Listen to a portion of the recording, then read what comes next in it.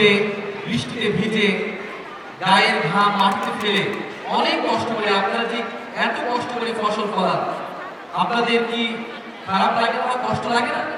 আমি রোদে পুড়ে বৃষ্টিতে ভিজে ফসল ফলাই। আমরা যখন ফসল ফলাই তখন আমাদের আমাদের ফসল মাঠে থেকে সোনালি রং ধারণ করে, তখন আমাদের খুব ভালো লাগে। এই ফসল বাজারে বিক্রি হয়, মানুষ এই ফসল খেয়ে বেঁচে থাকে, এতে আমার খুব ভালো লাগে। আমরা আপনাদের প্রতি চিরকৃতজ্ঞ।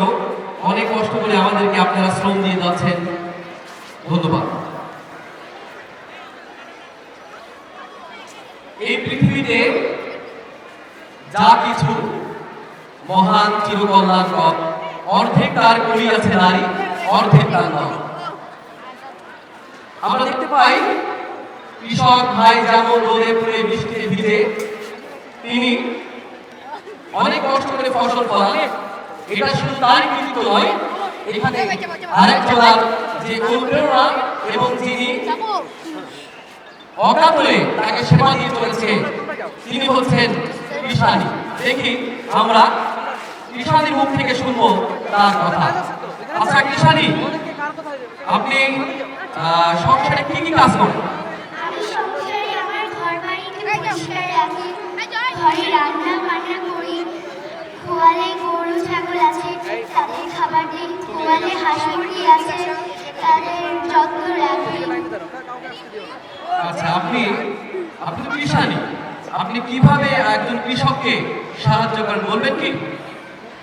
আমি আমার কৃষকের জন্য প্রতিদিন মাঠে আমাদের সম্মানিত মহিলা অভিভাবকদের পিনু পাসিং শুরু হতে যাচ্ছে। তার কোনো প্রয়োজনীয় জিনিস আমি দিয়ে আসি মাঠে, এইভাবে আমি তাকে সহযোগিতা করি। আপনাকে অসংখ্য ধন্যবাদ আমাদের কৃষক ভাইকে সাহায্য করার জন্য। ঠিক আছে,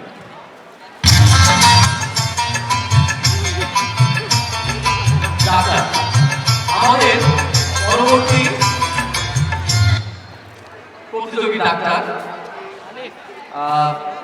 আমরা জানি সেবা একটি মানব ধর্ম, যে সেবা করে সে মূলত ঈশ্বরকে সেবা করে।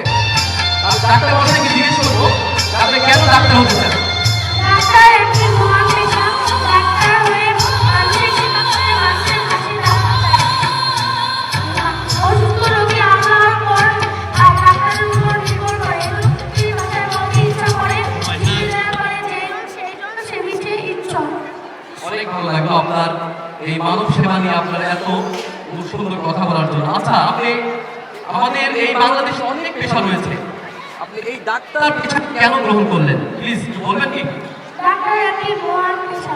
আমি যখন ছোট ছিলাম তখন আমার দাদা বিনা চিকিৎসায় আমাদের সামনে মারা যায়।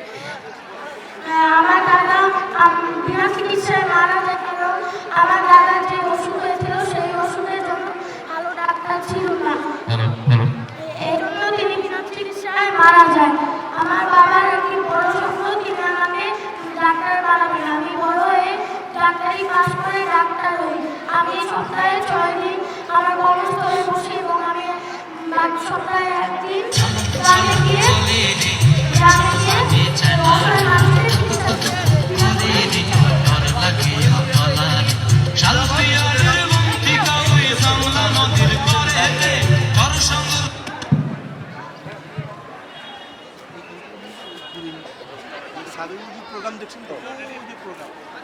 আচ্ছা আমরা আপনার মহান পেশাকে শ্রদ্ধা জানাই।